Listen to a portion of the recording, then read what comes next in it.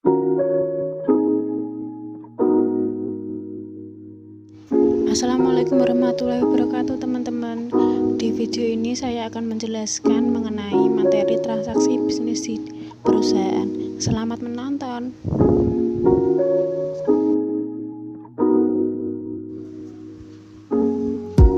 Transaksi bisnis perusahaan. Sebelum mengenal apa itu transaksi bisnis di perusahaan, hal yang perlu kita lakukan adalah mengenal apa itu transaksi. Transaksi adalah suatu kegiatan yang dilakukan oleh pihak organisasi maupun individu yang mampu melahirkan perubahan atas harta atau finansial yang dimilikinya. Sedangkan untuk transaksi bisnis adalah segala kegiatan yang dapat diukur dengan uang dan berdampak pada posisi keuangan suatu perusahaan. Selanjutnya adalah dokumen bukti transaksi.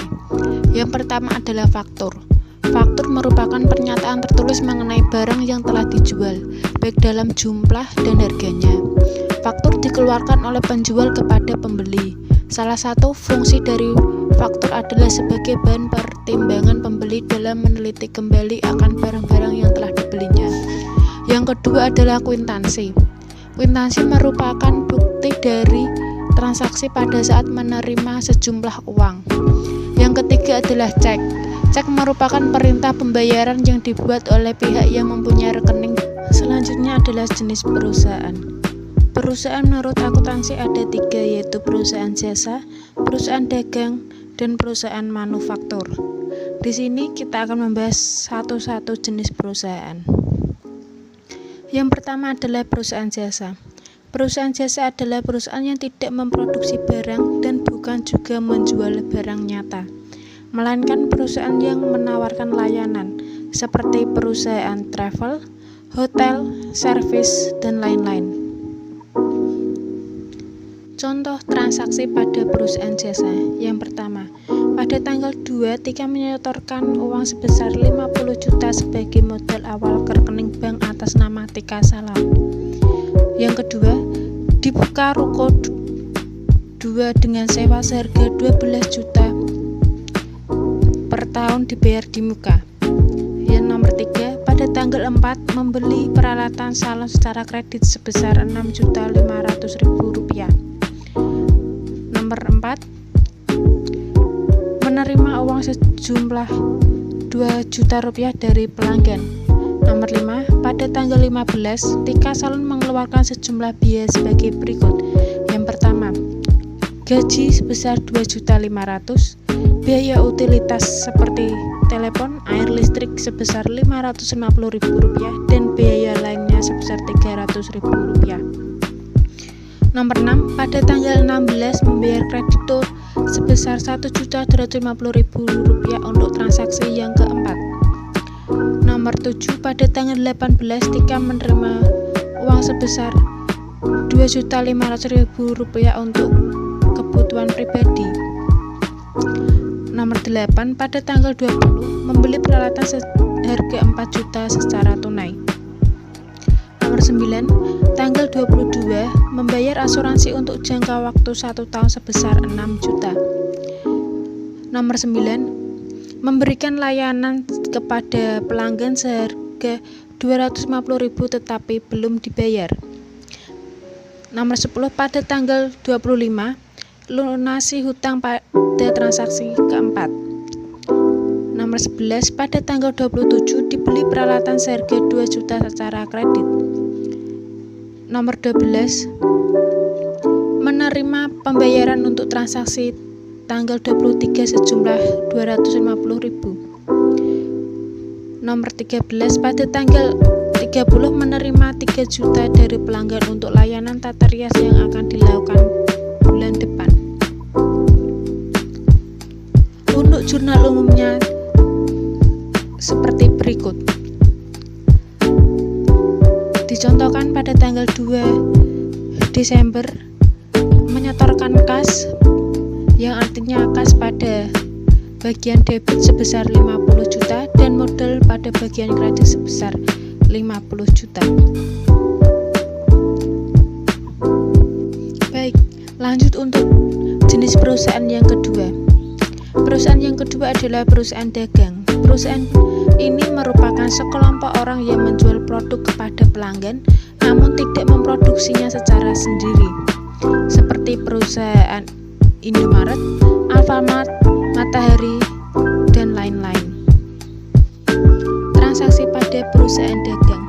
Yang pertama, pada tanggal 1 Februari 2017 dibeli barang dagang 100 set mainan anak-anak dari PT Dragon secara kredit dengan syarat pembelian 2/10 N/30 seharga Rp1 juta. Tanggal 2 Februari dijual barang dagang kepada Udayono secara kredit sebanyak 50 set mainan anak-anak seharga Rp500.000 dengan syarat penjualan 2/10 N/30 dan harga pokok penjualan Rp400.000. Pada tanggal 3 Februari 2017 diterima kembali barang dagang 10 set mainan anak-anak dari Udayono dikarenakan kualitas tidak baik seharga Rp100.000 dengan harga pokok penjualan Rp90.000. Pada tanggal 10 Februari dibayar utang kepada PT Dragon atas pembelian barang dagang tanggal 1 Februari 2017. Pada tanggal 12 Februari 2017 diterima pelunasan piutang dari Udayono atas penjualan barang dagang pada tanggal 2 Februari 2017. Untuk jurnal umumnya adalah sebagai berikut.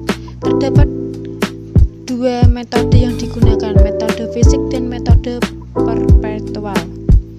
Di metode fisik, pada tanggal 1 Februari pembelian barang dagang, pembelian di bagian debit dan utang di bagian kredit sebesar Rp1 juta.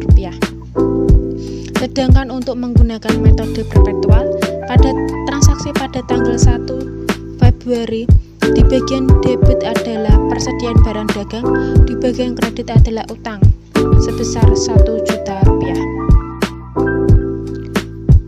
Perusahaan selanjutnya adalah perusahaan manufaktur. Perusahaan manufaktur merupakan perusahaan yang merubah bahan mentah atau sumber daya menjadi barang jadi yang siap untuk didistribusikan kepada pelanggan. Contoh perusahaan ini adalah PT Unilever yang menghasilkan berbagai jenis produk sehari-hari seperti sabun, pasta gigi, dan sabun mandi. Untuk perbedaan perusahaan jasa dagang dan manufaktur, dilihat dari sisi persediaan, perusahaan dagang ada barang persediaan, perusahaan manufaktur terdapat bahan baku, persediaan dalam proses, persediaan bahan baku pembantu, persediaan barang jadi, sedangkan untuk perusahaan jasa tidak memiliki persediaan.